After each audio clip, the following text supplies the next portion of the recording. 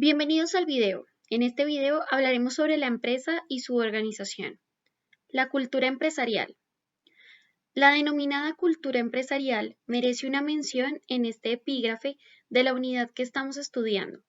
Una cultura está formada por un conjunto de rasgos que identifican a una colectividad humana.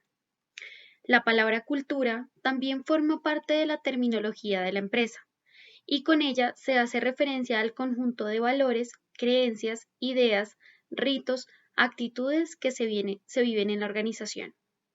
La cultura de la empresa se genera a través de muchos elementos, pero en su configuración es decisiva la influencia de los propietarios de la misma. Son ellos, junto con quienes realizan labores directivas, las personas que van a determinar los principios básicos con los que se trabajará. Una cultura empresarial viene determinada también por la influencia de los propios grupos que existen dentro de la empresa, ejercen sobre esta y por el propio entorno que la rodea. ¿Qué caracteres tiene una cultura en la empresa? Suele ser invisible e informal, pero determina en gran medida los comportamientos de los trabajadores y directivos. Atraviesa todas las líneas jerárquicas y afecta directivos, a mandos intermedios y a los trabajadores. ¿Cuál es su función? La cultura de la empresa determina la imagen que está proyectada al exterior. Sirve como elemento diferenciador frente al entorno. A su vez, se configura como un elemento para la homogeneización de las conductas de quienes forman parte de la organización. En momentos de crisis, la cultura ayuda a saber quiénes somos.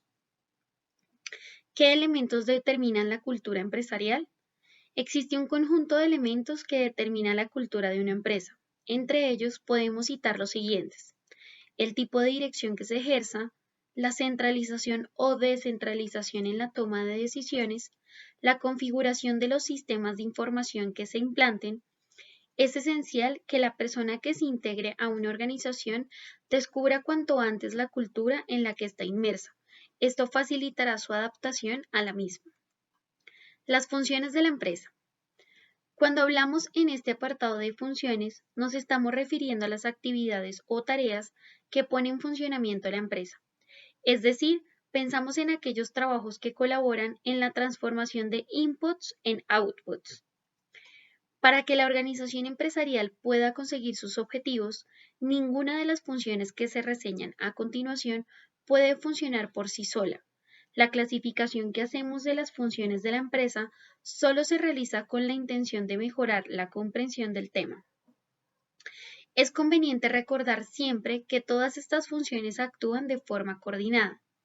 La función de dirección. La función de dirección es una de las tareas clave. Al hablar de función de dirección, nos estamos refiriendo al proceso por el cual una o varias personas tratan de lograr los objetivos de la organización que se ha marcado.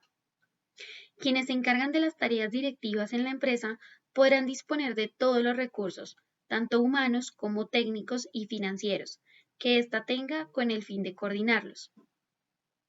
Las tareas propias de la dirección son la planificación, la organización, la coordinación y el control. Función productiva. Esta función es conocida también como función técnica. Incluye todo el conjunto de actividades a través de las cuales la empresa crea los productos o presta los servicios que son el objeto de su actividad. Las empresas deben ocuparse de la investigación, el desarrollo y la innovación. I más D más I. Producir o prestar el servicio inherente a su propia actividad y realizar los correspondientes controles de calidad necesarios para comprobar que sus productos o servicios llegan al mercado en óptimas condiciones. Función financiera. La función financiera se ocupa de conseguir los recursos financieros necesarios para que la actividad empresarial pueda desarrollarse. Las actividades financieras en una empresa son mucho más amplias que la imagen que puede proyectar la definición anterior. Esta función incluirá tres actividades esenciales: la planificación de los recursos, el asesoramiento respecto a la viabilidad de las posibles operaciones que se pretendan realizar y la toma de decisiones respecto al uso de los recursos. Gestión de los recursos humanos.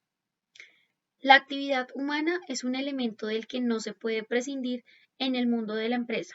Ya hemos visto cómo el trabajo de los seres humanos ha sido considerado siempre como un factor de producción básico. El interés de la empresa por sus trabajadores ha ido evolucionando a lo largo de la historia.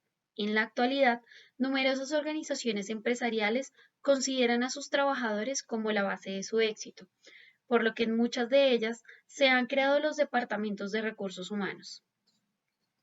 Estos departamentos asumen la gestión del personal, encargándose de un conjunto de actividades entre las que destacamos las siguientes: la selección, contratación, la formación del personal, ascensos y el trabajo de motivación. Función comercial. La función comercial engloba un amplio grupo de actividades que podemos dividir en dos: las actividades de venta del producto o servicio que se realiza y las actividades de compra de los materiales necesarios para la producción del bien o servicio en cuestión. Función administrativa. La función de administración se encarga de controlar toda la documentación de la empresa. Es una función importante que también engloba un conjunto amplio de actividades que suelen desarrollarse dentro del campo de la gestión de documentación y de los trámites burocráticos. La clasificación de las empresas. Un análisis sobre la empresa nos permite acercarnos a algunas de las clasificaciones que sobre esta materia se han hecho. La clasificación de las empresas no es una tarea fácil en la actualidad por varios motivos. Existe un número inmenso de organizaciones de este tipo. Las actividades a las que se dedican son variadísimas.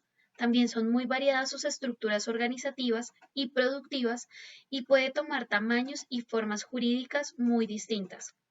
Existen fines y objetivos innumerables, y como vemos los criterios de clasificación tampoco facilitan la tarea.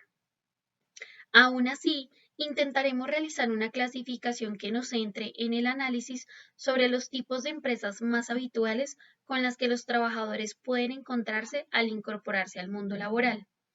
La función del número de trabajadores se diferencia entre microempresas.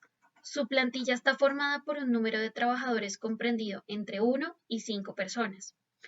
Pequeñas empresas tiene de 6 a 50 trabajadores. Empresas medianas cuenta con un número de 51 hasta 500. Y las empresas grandes cuentan con más de 500 trabajadores. Otros criterios combinan varios parámetros como número de trabajadores, activo y cifra de negocios. Tipología de empresas.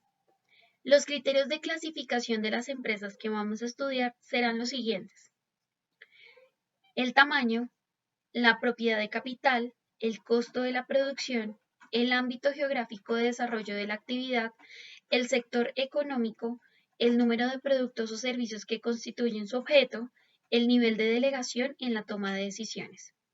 Según su tamaño, algunas de las clasificaciones sobre las empresas utilizan este criterio para distinguir unas organizaciones de otras. En realidad, se pueden usar parámetros muy diferentes para medir el tamaño de las empresas. Según la propiedad de capital, cuando el capital para la creación de la empresa se aporta y está en manos privadas, estamos ante una empresa privada.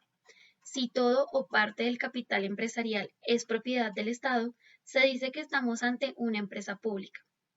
El Estado suele crear empresas con dos finalidades. Una de carácter mercantilista. A través de algunas de sus empresas se presenta en el mercado con el fin de competir y obtener beneficios. Y en otras ocasiones busca cubrir necesidades básicas de la población. Empresas mixtas son aquellas en las que el capital es en parte privado y en parte público, según el costo de la producción respecto al valor del artículo. Aurelio Abasens López, en su obra Organización Empresarial, distingue entre empresas de capital intensivo, material intensivo, mano de obra intensiva. El valor de la maquinaria, de la materia prima y de la mano de obra respectivamente representa un costo muy grande con relación al valor del artículo producido. Según el ámbito geográfico, empresas locales empresas nacionales y empresas internacionales, según el sector económico al que pertenecen. Empresas del sector primario son empresas cuya actividad principal se relaciona con la extracción de materia prima. Se incluye aquí las dedicadas a la agricultura, ganadería, silvicultura, pesca y minería. Empresas del sector secundario. Su actividad principal es la transformación de materias primas. Un ejemplo clásico es la industria siderometalúrgica. Y empresas del sector terciario, las actividades de estas empresas se centran en la prestación de servicios. Y empresas del sector cuaternario, por la importancia de las constructoras, algunos autores las incluyen aquí. Gracias por ver el artículo, esperamos haya sido útil y nos vemos en futuros videos.